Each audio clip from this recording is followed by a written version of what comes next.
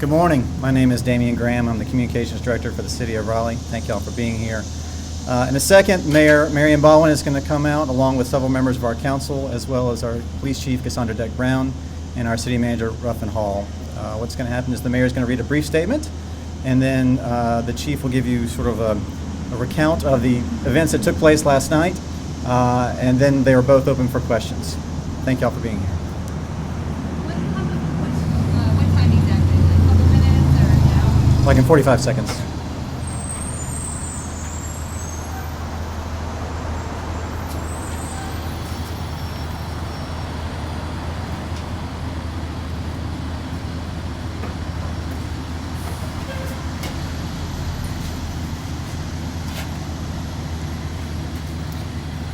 Good morning, everyone. First, I'd like to thank my fellow councilors for being here. Mayor Pro Tem Branch, Councilor Nicole Stewart, Councilor David Knight, and Councilor Patrick Buffkin. We stand in solidarity today for our community and the future of our community. As I said last night, what Raleigh experienced was wrong and had very little to do with a call for justice. The city prepared an opportunity for peaceful protesters. We closed the streets in advance. Our police were dressed in regular blue uniforms and not in riot gear. And we pushed back the curfew to allow plenty of time for protests to occur safely while still allowing our small businesses and restaurants to operate.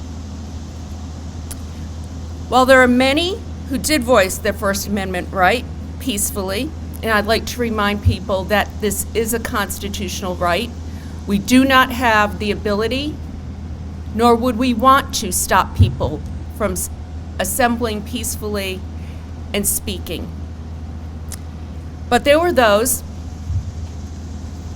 mostly white, who use this as an excuse to incite violence and cause destruction of our downtown business community. Any message of support for Breonna Taylor was usurped by protesters who do not care about peace. They came here with the goal of destruction. Their message from the moment they gathered right across here in Nash Square to the media was, shut off your cameras, because things are gonna get bad. That's intent. We were prepared for that, but man, we were hoping it didn't happen.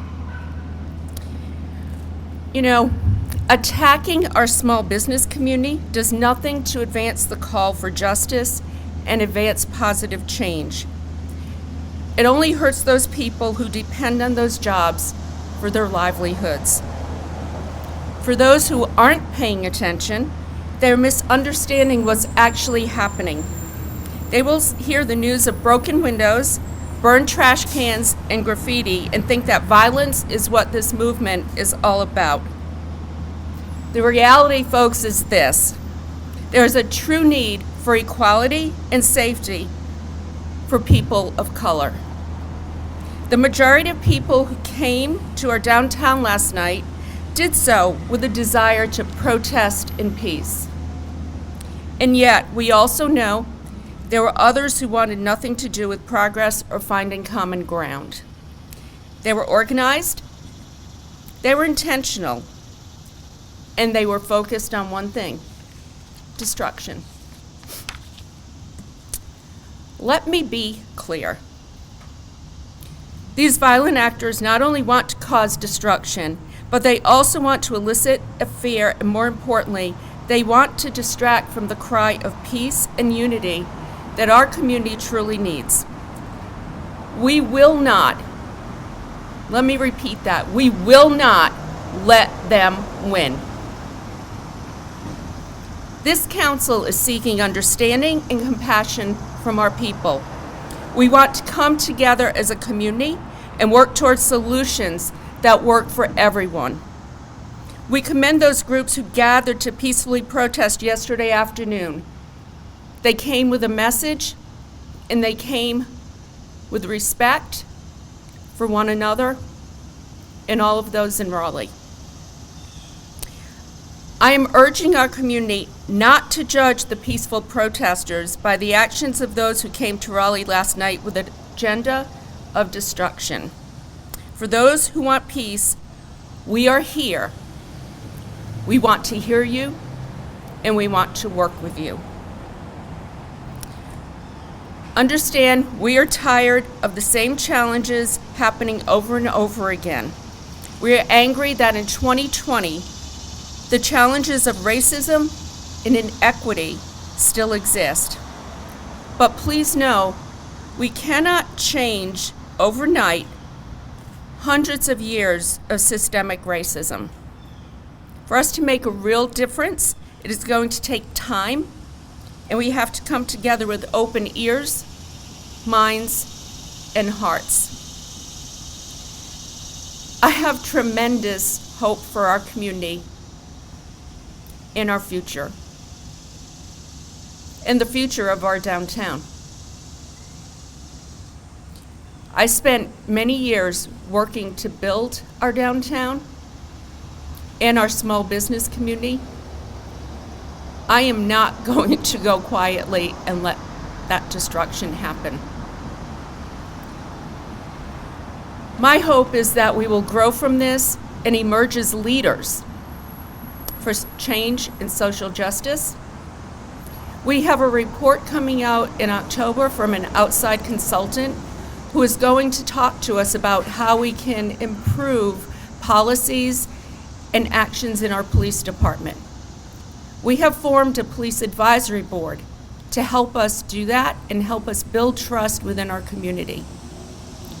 We have a new police unit called Acorns, who will be made up of social workers and police officers who work with our homeless community and those with mental health issues. These are some small steps we've taken. Believe me, there will be more coming. I'd now like to hand this over to the chief, and we will be available to answer questions after she speaks.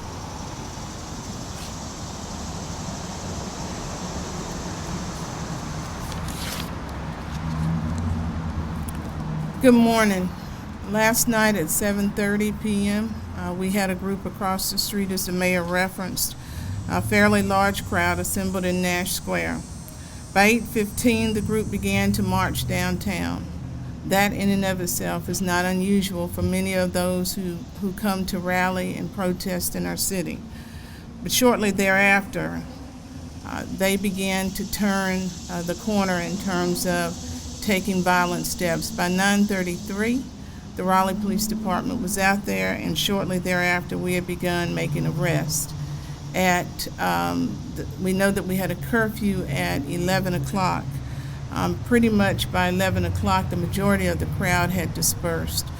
12 people total were arrested with charges ranging from assault on law enforcement officer to public disturbance, unlawful assembly, as well as resist, delay, and obstruct.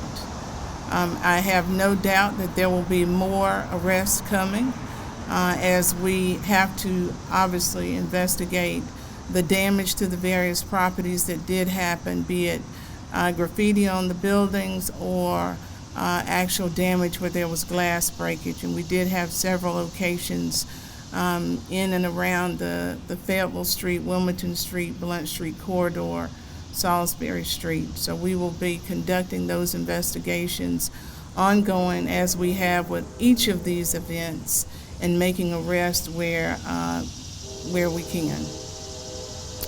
Are there any questions for either me or the mayor at this time? Are you planning to extend the curfew, and if so, are you considering starting it earlier? Yeah, I can't.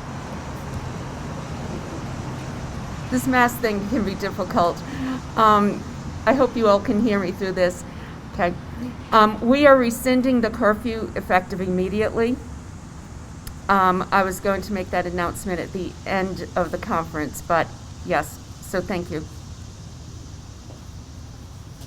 And my other question is, what do you know, you know, you were talking about how it started peacefully and then other groups came in, vandals, and took opportunity of that. What do we know about these other people that are coming in and doing this, that are causing the vandalism? Do we know much about who they are, where they're from, anything like that? Their addresses are located with the additional information in their actual arrest records, so you can get that from that. You know, they're different people each time. Clearly, some of the tagging that we saw last night was indicative that they were anarchists and pretty much declared that the symbols, the symbolism that was out there, and so for that reason, we made sure that we made the arrest accordingly, and will continue to do so. There is no tolerance for that type of behavior in our city, but we're seeing that across the country. That's not the new normal and cannot be. Some people have been posting on social media saying that Raleigh needs to be tougher on these vandals. What do you think about that? What does that look like? I don't even know how to respond to that. We are making those arrests and we are dealing with those issues as they arise. When you have a crowd of 400 or 500 people, whatever that number is, we have to be as strategic when we're making those arrests as well to ensure the safety of our officers, but also to ensure the safety of there were people downtown who were milling about last night because they just wanted to be downtown. And this group decided to take steps to do otherwise. And so that's where we do step in and we make those arrests where we can at that time. But it doesn't mean that those arrests that weren't made that night won't happen either. Chief, I'd like to address that too.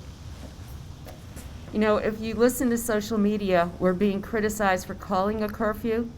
We're being criticized for not calling a curfew earlier.